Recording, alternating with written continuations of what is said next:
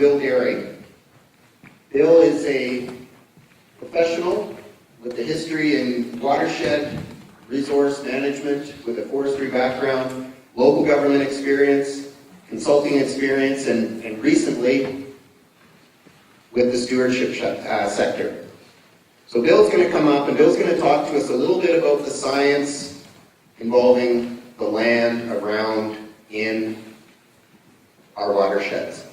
So now this next section, just before coffee I believe, is going to be an interactive session. We're going to hear from Bill.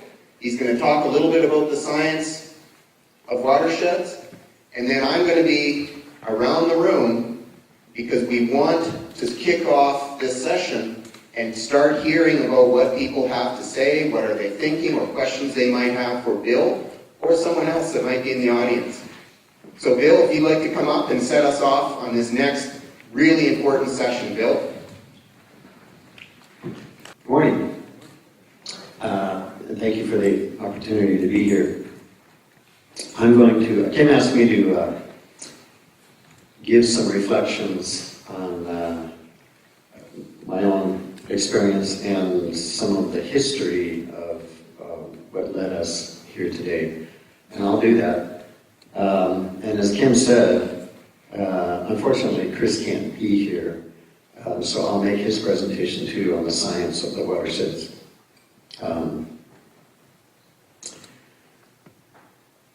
So a little bit about the history. It's interesting that it's now 50 years since this book was published. And when Kim sent me this slide, I actually pulled out my copy, which I bought when I was in college in 1971 or 2. And it's with me today, but I found it on my son's bookshelf, who took it to college with him to become an architect. And you'll see one of the themes that I'll be talking about today is it's not a sprint, it's a long haul, and we all need to recognize we're in it for the long haul.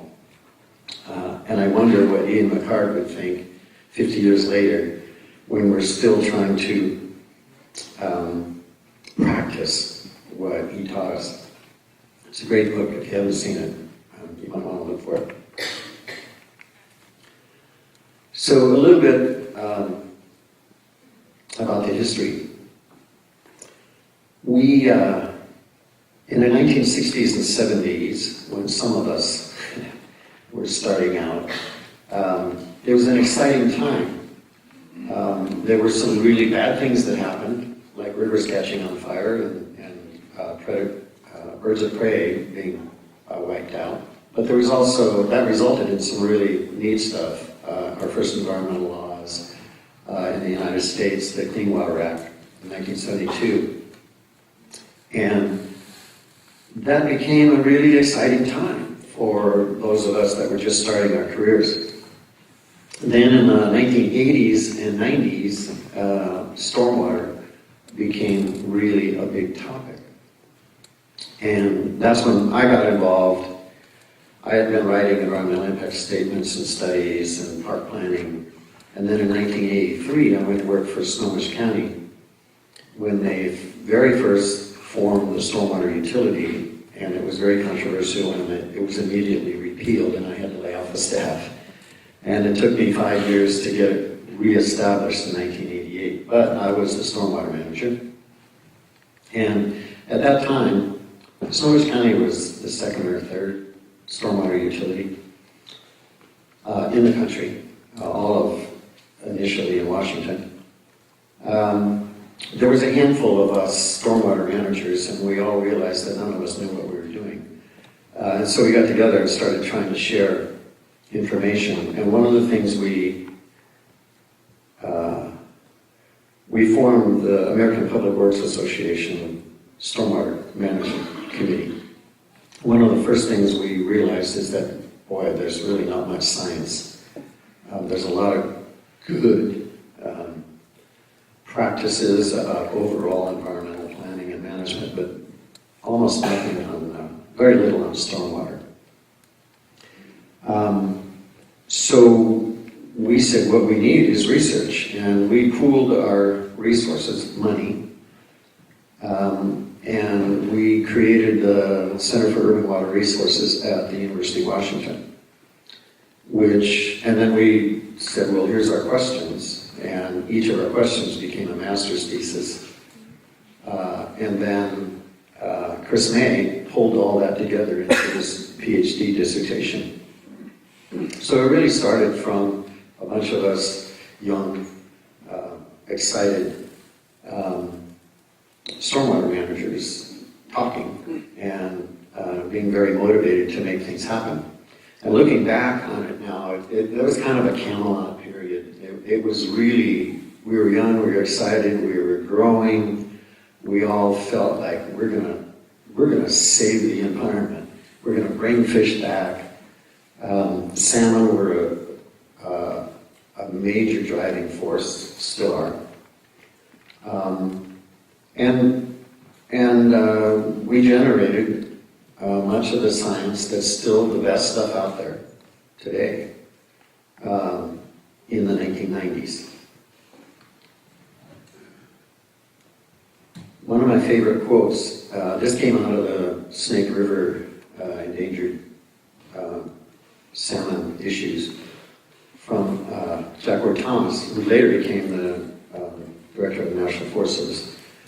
But he said ecosystems are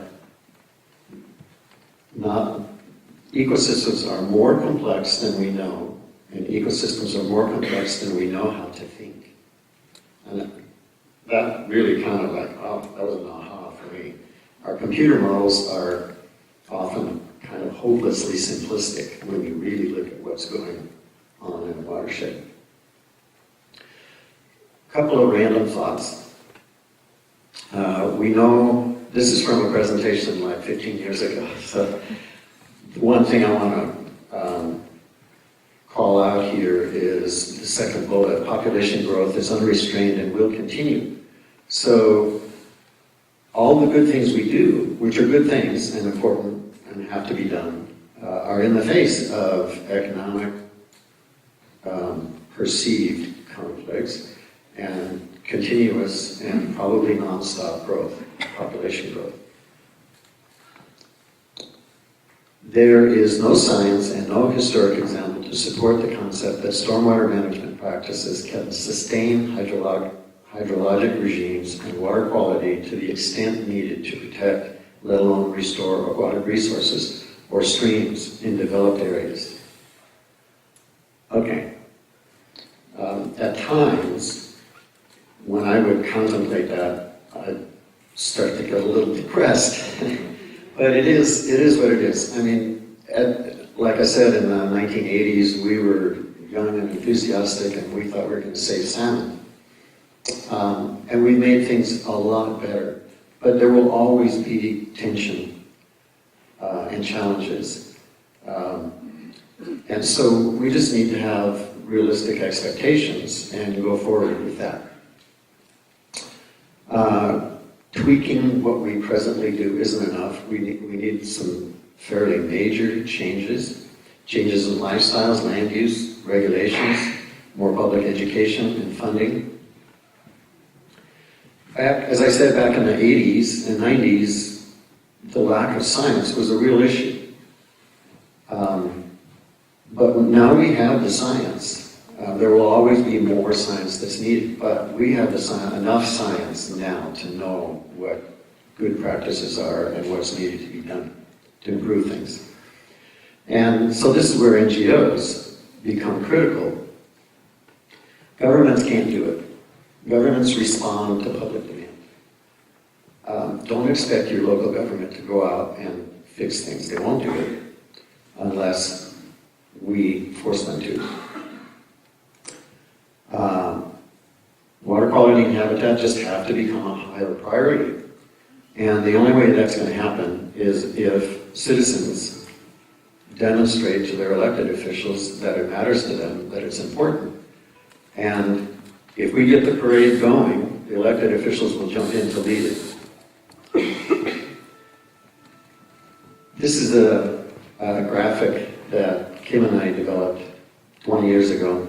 A lot of this stuff happened in parking lots or waiting rooms when Kim and I would go to a meeting, and after the meeting I would be waving my hands and say, what we need is a picture that shows a watershed, and below it, with different levels of development, and below it, what happens to the stream channel, and below that, what happens to the insects, and below that, what happens to the fish.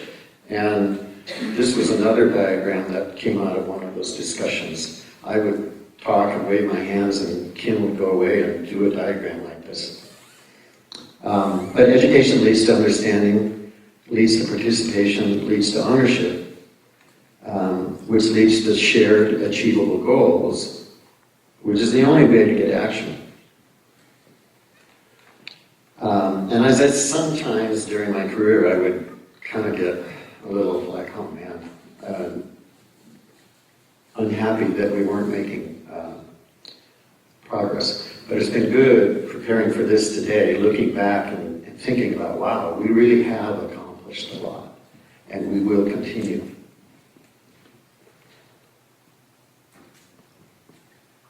So it's not a sprint. Don't expect to fix everything in 5 years.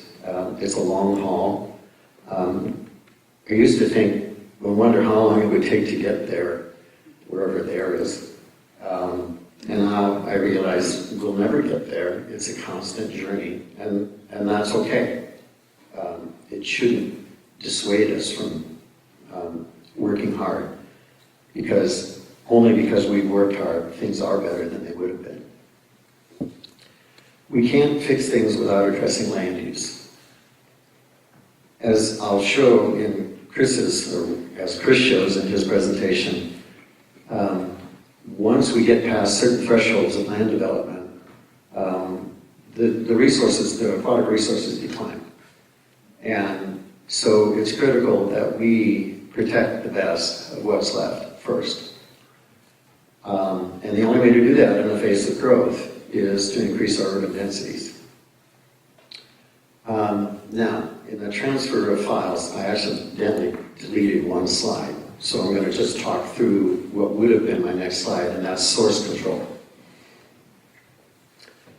What happens in the watershed and in the air above the watershed winds up in the creeks, which wind up in the rivers. So we need to look at air quality. And one of the key things driving air quality is energy production and combustion of energy in vehicles.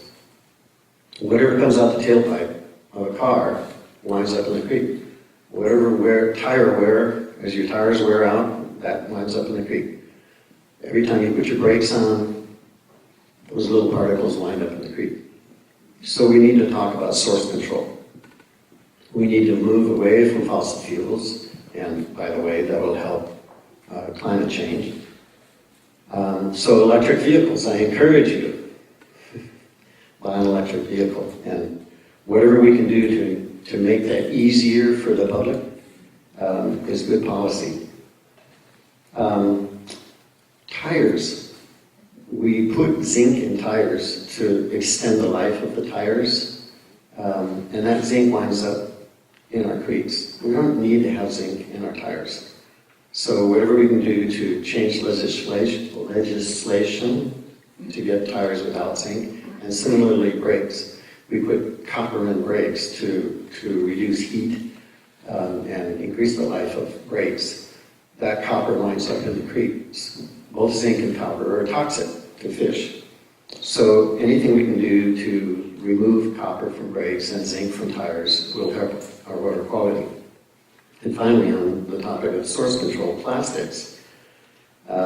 Plastics, water bottles, they're fairly easy to remove from the creeks, but they break down into tiny particles, which get into the ecosystem in the straits and in the ocean, and become toxic to fish. And the statistics on the amount of plastics in our ocean, birds and fish and whales, is pretty stunning. So again, anything we can do to ban single-use plastics. Okay, that's my rambling. Let's get into Chris's presentation.